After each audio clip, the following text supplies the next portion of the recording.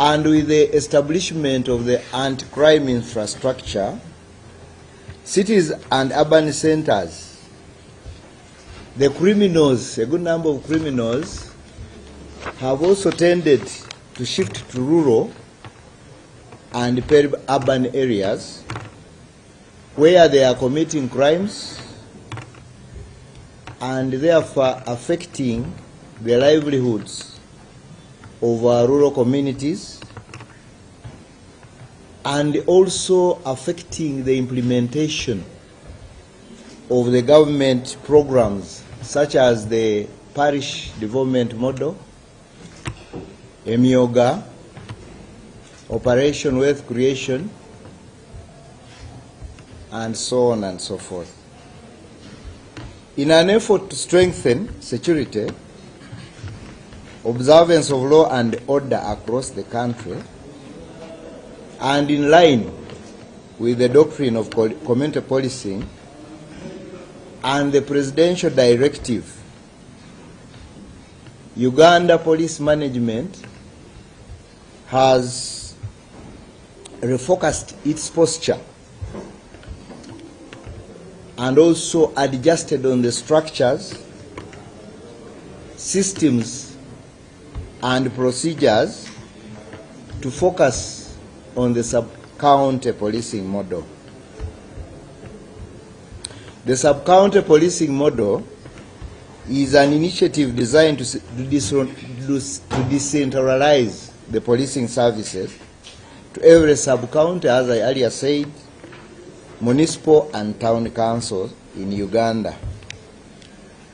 Pursuant to HE's guidance and directive, a special police advisory committee, that's the management of the police, held a meeting on the 2nd of January 2025 and resolved that a special committee or task force be constituted to fast track the implementation of the sub-county policing model, and this task force was constituted under the leadership of Commissioner Amai, who is heading that task force.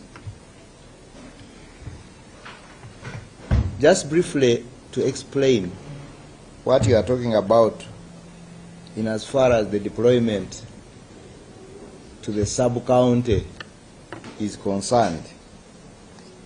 This model entails the deployment of 18 personnel at a sub-county, municipal, or town council, constituted as follows. Number one, of course, it must have command. It will have an OC station.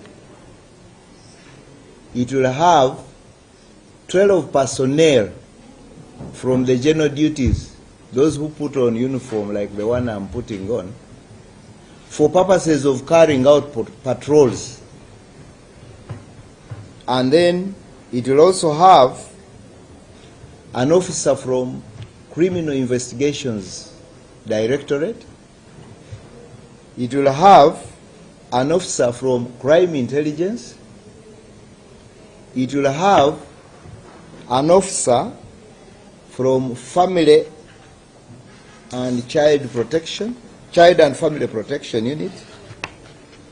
It will also have a community liaison officer for purposes of connecting with the general population, bearing in mind that our strength, our extra strength, also lies in the mobilization of the people to ensure that we work together to stamp out criminality. This setup will be augmented with motorcycles. Our plan is to have 3 motorcycles per sub-county. We are to have radio communication for ease of communication between the forces that are carrying out patrols, and the other radio features that help us to enhance communication, but we shall also have a counter phone at every sub-county. This number will be popularized.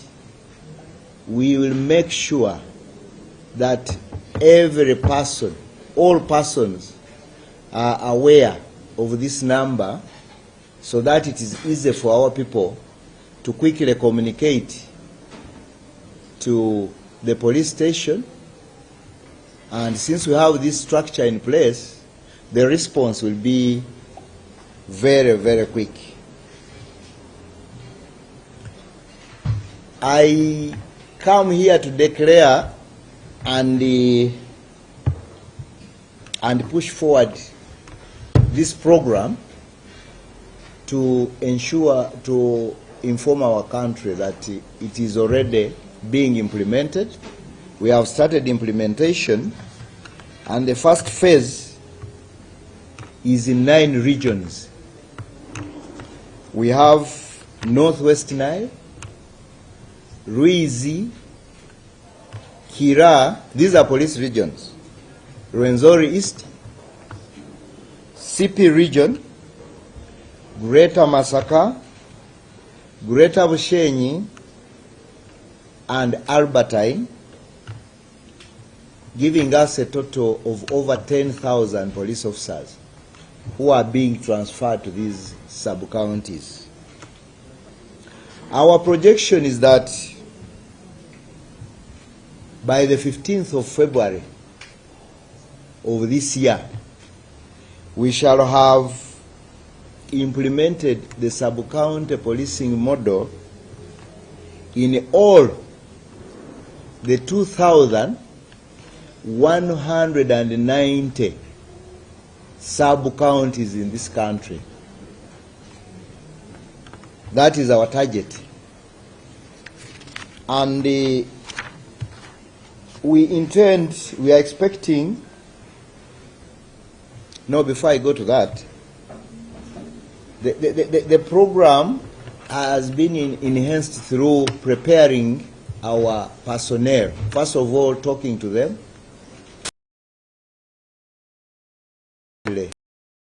more especially the regional police commanders.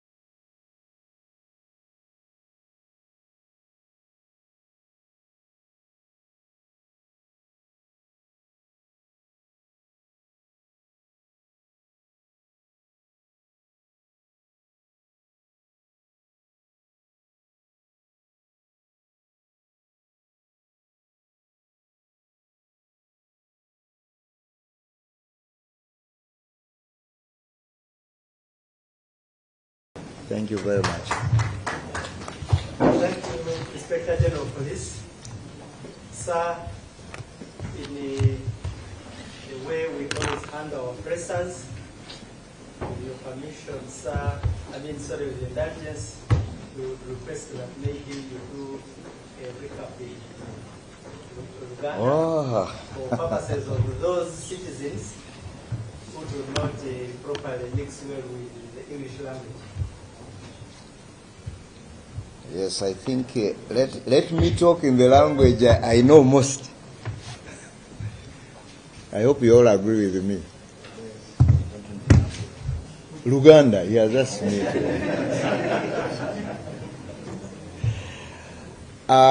Njagadde leero lunaku lwa leero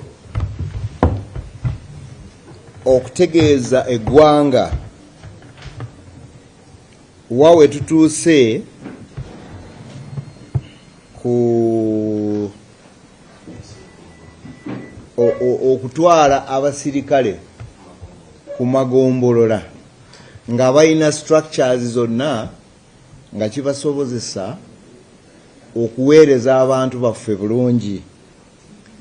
Naye njagala kukikakaatiriza nti modo eno eya sub-county policing model yatuweebwa mukama waffe President wa Uganda n'atuwa amagezi nti bwe tubanga tulina okukola obulungi nga poliisi okukolera abantu tutwale abasirikale ku magombolola we tujja okusobola okuweereza abantu baffe obulungi. President yeyongera mu maaso n'atuwa order endala gye tuyita executive order namba 3 ey'omwaka 2023 2023 naye okusooka ekiragiro ekyo yakiwa mu 2019 bwe yajja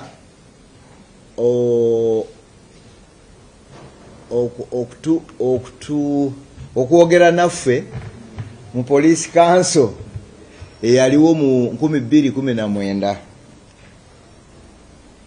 President yagenda mu maaso n'agamba okusobola obulungi okukolera abantu baffe ku security tulina okugenda ku magombolola. Era President yatujjukiza nti poliisi yaffe kulwokuba yakiraba nti poliisi yaffe erabika eri nnyo mu Kampala ate n'amatawuni naye ng'ebyalo erabika ebadde teriiyo bulungi. N'alagira nti poliisi erina okubeera poliisi ya Uganda yonna nga tesigadde nga poliisi ey'e Kampala n'amatawuni. Era ekyo naffe twakiraba nti kirina okukolebwa ku lw'okuba wetujja okusobola okusaavinga abantu baffe. Kati n'avaayo era kino kitulagira n'agamba mufune abasirikale 18 buli gombolola. Abasirikale abo 18 babeere ne mukama waabo abakulira OC, tubeereko ne tiimu erimu abantu 12 bayinza okubaawulamu naye abantu 12 omulimu gwabwe si kintu kirala okujjako okulawuna mu bantu balabe ebizibu by'abantu ebya security biri bitya. Mu tiimu eyo mubeeremu omusirikale wa CID, mu tiimu eyo mubeeremu omusirikale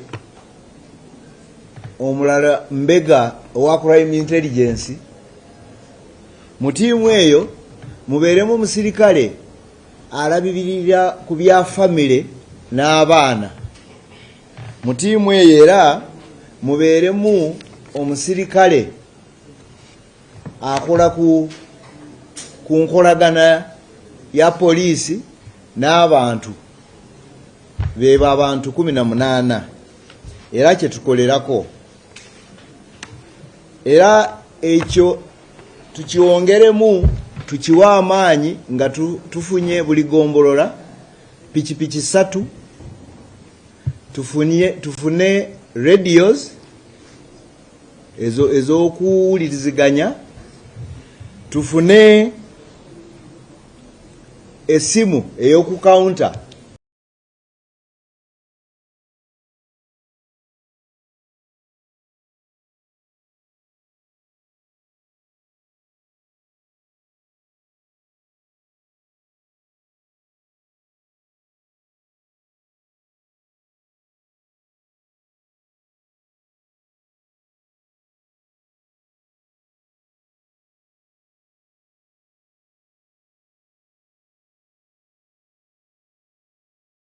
gombolola tujja kubanga tutuuseyo mu gombolola 21,109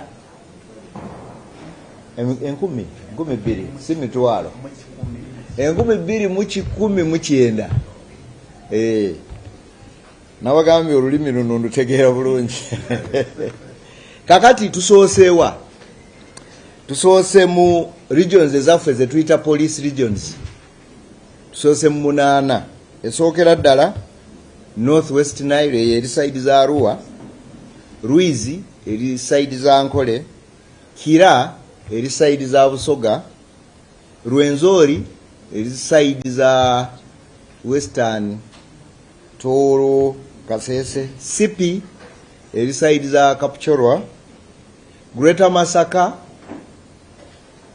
Greater Bushenyi ne Albertine eri musaidi ze okusinga ddala Bunyoro awali amafuta n'endala zonna tugenda kutuukayo tusuubira mu mwezi ogujja nga tezinayita 15.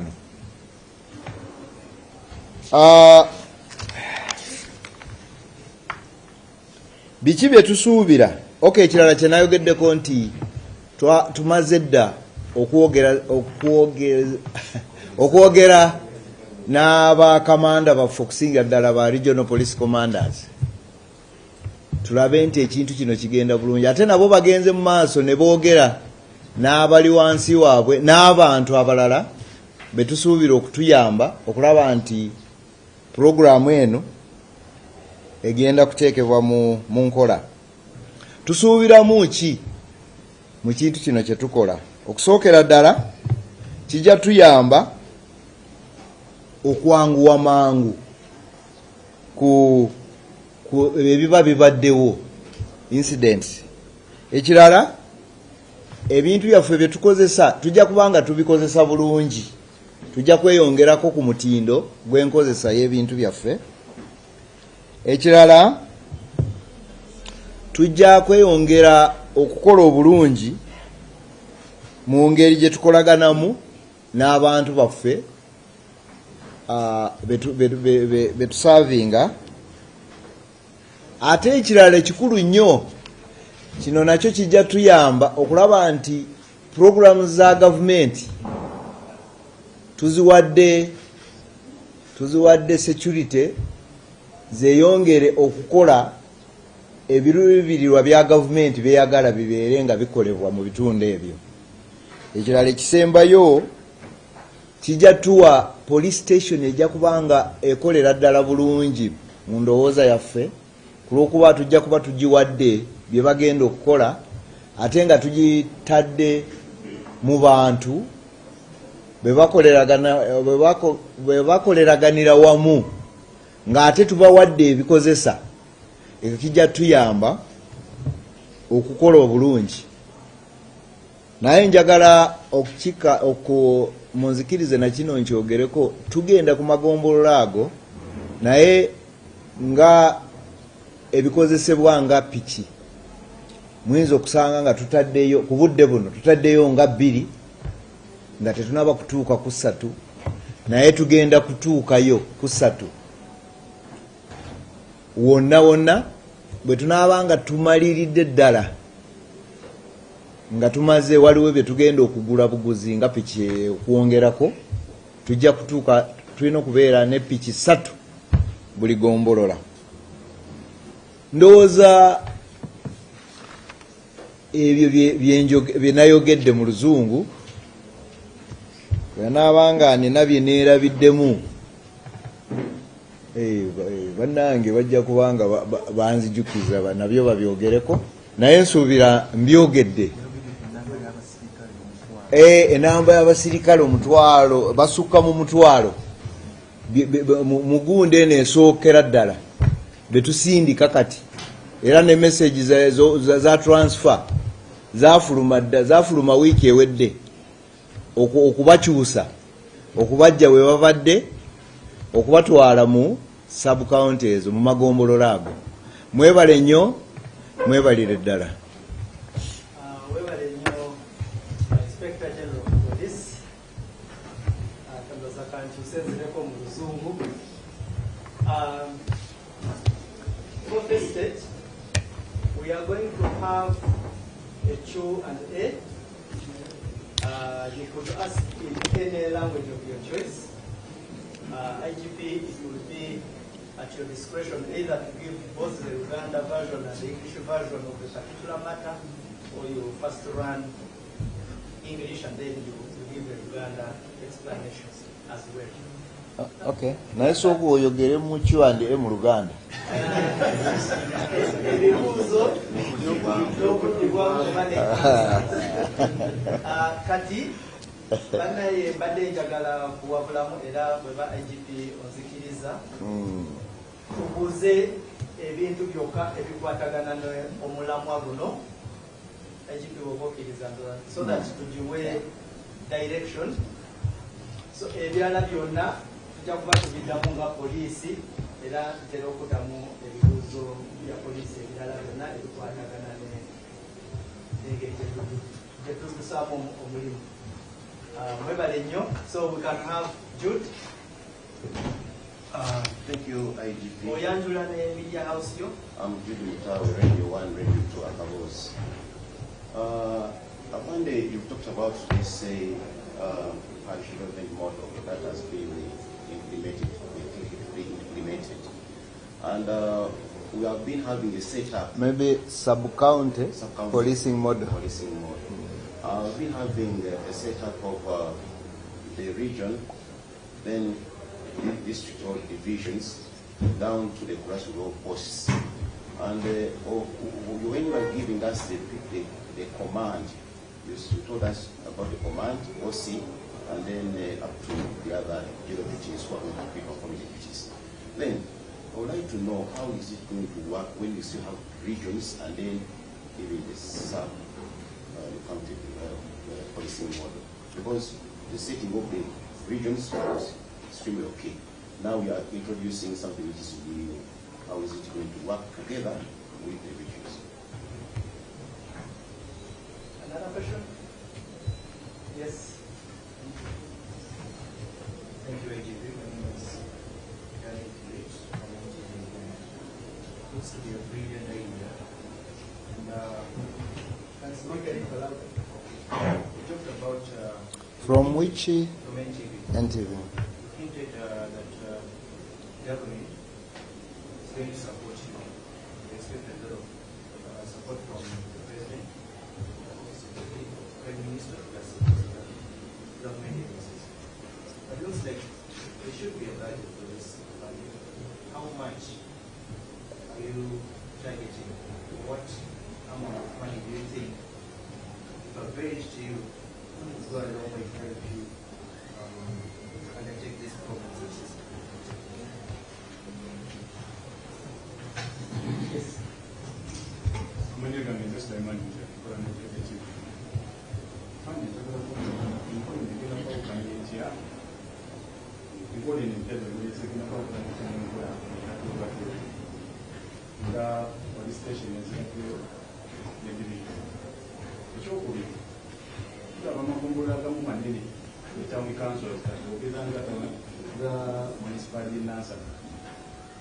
Even now, I'm going to put up for a piece of it and esatu ziba zinaaba ekitundu ekyo era ebitundu ebimugenda bitunuulira mu nkola ezirala. Ekirala singa omuntu afuna obuzibu leero wa watandikira kubanga oleetawo bulungi empya nkola nebaddeyo singa mbadde nfuna obuzibu wansi mu mini price nenzirukira ku CPS bangambadayo ku mini price kati enkola eno yegenda project.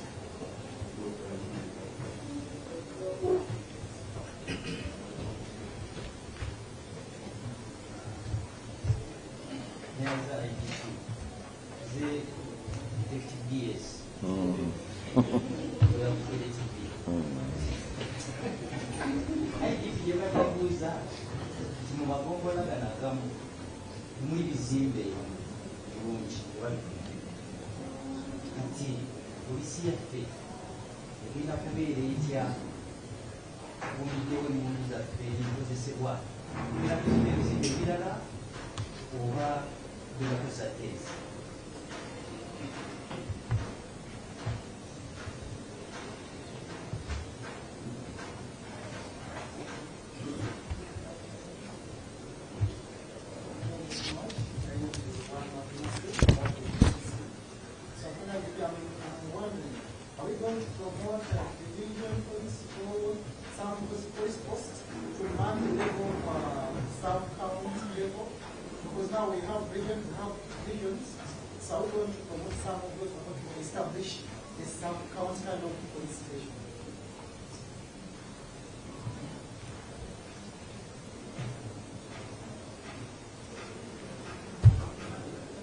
Ndoza, I think you allow me not to have very many so that I can adequately respond. I hope you have agreed. Are we? I am the intercessor and I suggest They have agreed. Yes. Okay. Now I begin with the issue from Jude. I don't know, was this in English or Uganda? No, it was English. So it was in English. Radio One Akavozi. To how is it going to work vis-a-vis the already established structure? I think the police structures are very clear. That's why I even told you that I had to keep, me and my team, we had to keep interacting with the regional police commanders, who in turn have been interacting with the district police commanders.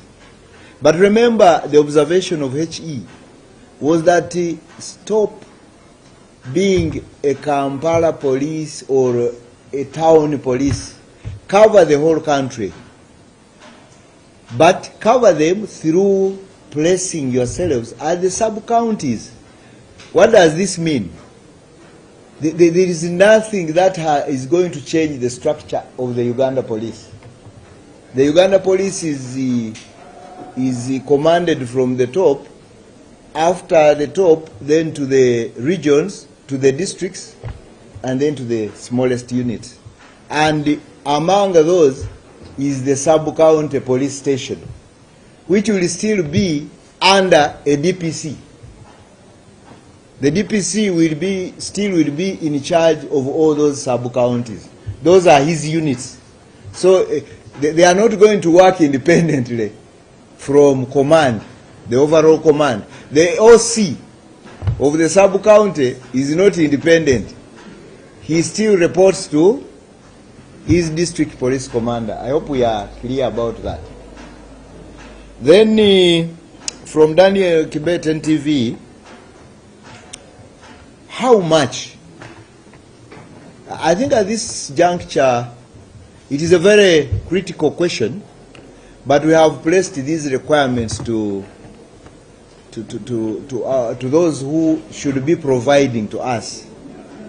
And I think I'm confident that we are going to get what we have asked for.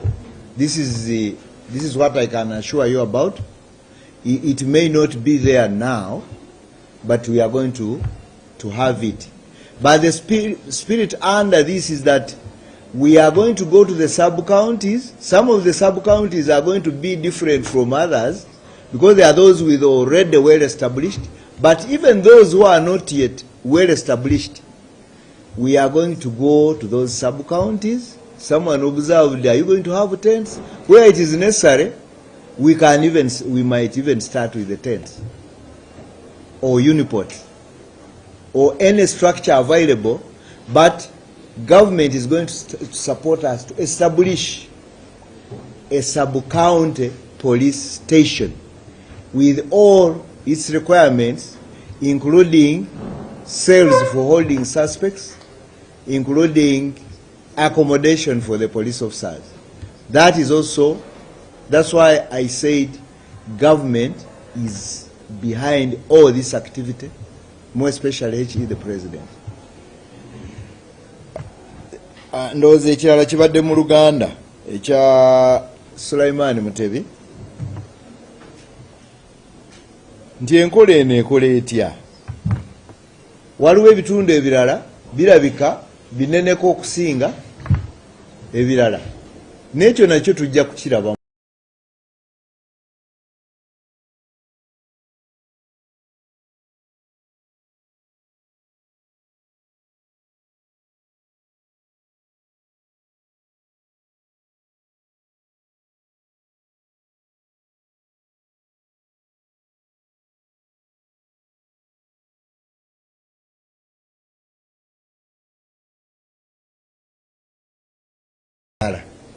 Akalimu mu kitundu ekirala tureportinzeewa epoliisi ekuli kumpi gy'oreportingako, naye ate tuwongeddeko nti wagenda okubeerawo essimu eya kawunta gy'okuba ng'olina ekyamangu mangu, naye kureportinga buli area gy'obeeramu poliisi ekuli kumpi oreportinga. GS detective sebo weebale nnyo okukola omulimu ogwo gwa mbega, tusiima nnyo. Agukoze emyaka mingi. Waliwo sub-counties zitalina structures ennungi, naffe ebyo byonna twamala dde okubifuna era tuzimanye, era tugenza okusalamu kusindikayo abantu baffe. Twasooka ne tukola ki? Ne tukola survey. Waliwo we bagenda okutuukira awalungi, waliwo awalala we bagenda okutuukira nga tujja kukola ki? Tujja kwongeramu amaanyi, naye ekikulu kya byonna tugenda, kaŋŋambe nti tugenze, tujja kubeera ku magombolola. Ate ekituwa amaanyi ekisooka kambabuulire, tukolaganye nnyo n'abakulembeze mu districts ezisinga, bonna beetegefu baaniriza ki ekintu kino ekya sub-county. N'olwekyo ffe tetulina ekitutiisizza, tugenda kikola ate tukikole bulungi. UBC tetugenda kukola bintu birala ebipya, naye nga bwe nagambye twatandikidde ku observation ya president nti abapoliisi mulabika mukolera nnyo Kampala ne towns naki, naye ebyalo byaffe mubyerabidde. Tekikyusizza poliisi structure ya poliisi esigaddewo, naye tugambe nti buli gombolola tulina okubeerayo n'ebintu bye mbabuulidde. Abantu 18, piki, counterphone, ndowooza ekyo kituyamba okubeera mu organized. Mwebale nnyo, mwebalire ddala. Tukyagenda mu maaso esebo. Yes, Masaba. Clash.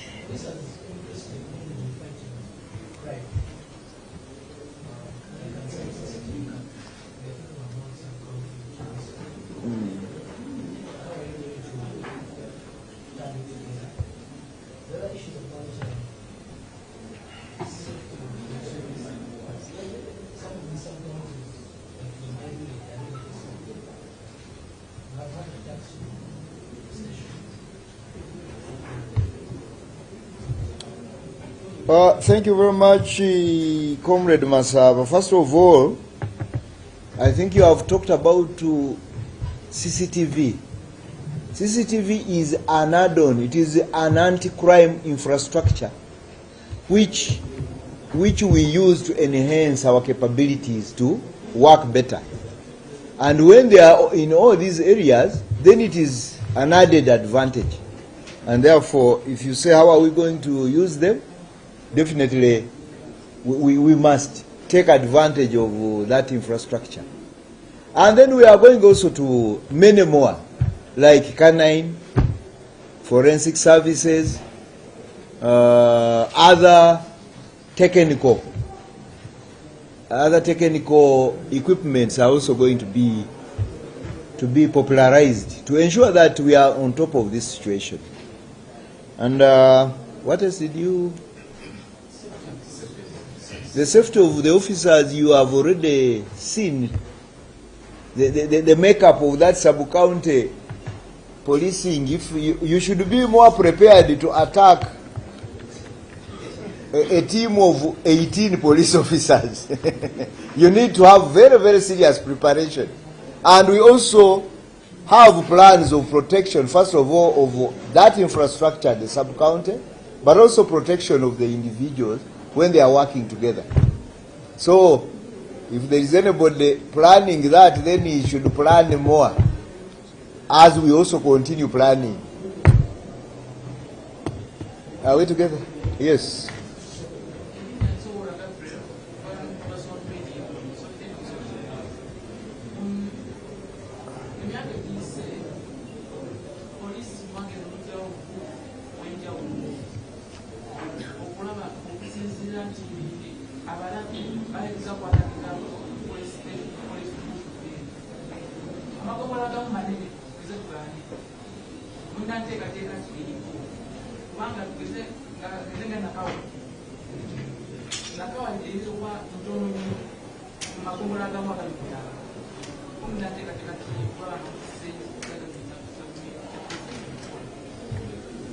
Kati mukulu Owora, okusookera ddala egombolola gye twogerako ennyo y'egombola eri mu kyalo. Kati bwe tujja mu site tuli ku bazita batya wards, okitegedde? Kati awo ate ekyo kirala naye wards ezo tuzitunuliranga amagombolola. So gwe oba olaba Nakawa nnene naye muli mu wards. Kati tugenda kubeesinga mu wards ezo. Ndowooza bannange si kyekyo? Okitegedde? Si kugamba nti tugenda kubeera kira wokka, naye tugenda kubeera mu wards ezo zonna eziri mu Kira. Kati site eri different, I mean urban area eriko ya njawulo okusinga, naye bw'otunuulira egombolola y'omu kyalo ewaffe